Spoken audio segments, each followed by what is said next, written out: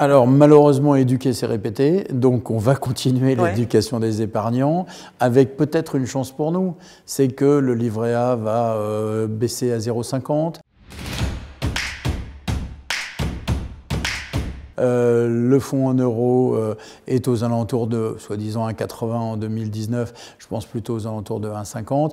Et donc, on va continuer à montrer, ce que je disais au début versus le MEDEF, c'est qu'il y a des richesses à prendre, que si la gestion long terme se mettait un peu en place, avec ce fameux trio qui était celui des années passées, que j'ai connu pendant 40 ans de ma première vie, j'allais dire, je ne sais pas si je revivrai 40 ans au niveau professionnel, mais le rendement, la rentabilité, enfin, le rendement, la garantie et la liquidité sont des choses qui ont été l'habitude du Français dans l'épargne.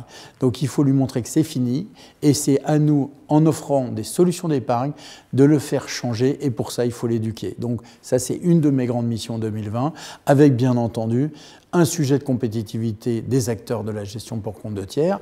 Vous avez aujourd'hui pas mal d'acteurs internationaux, pour cause de Brexit en partie, mais pas uniquement, qui viennent s'intéresser à l'épargne des Français.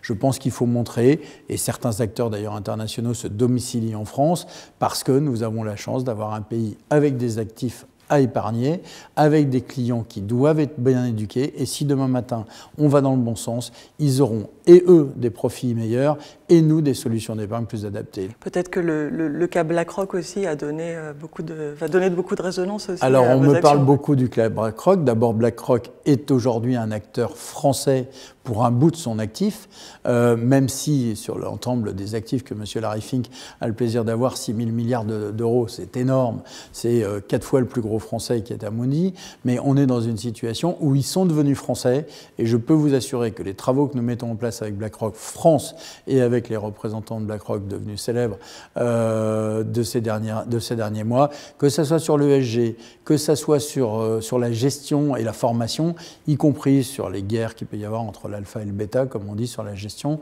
je pense que c'est un acteur comme un autre et je peux vous assurer de l'engagement qui a été pris par les dirigeants de BlackRock, c'est de travailler au sein de l'AFG et de ne pas faire bande à part.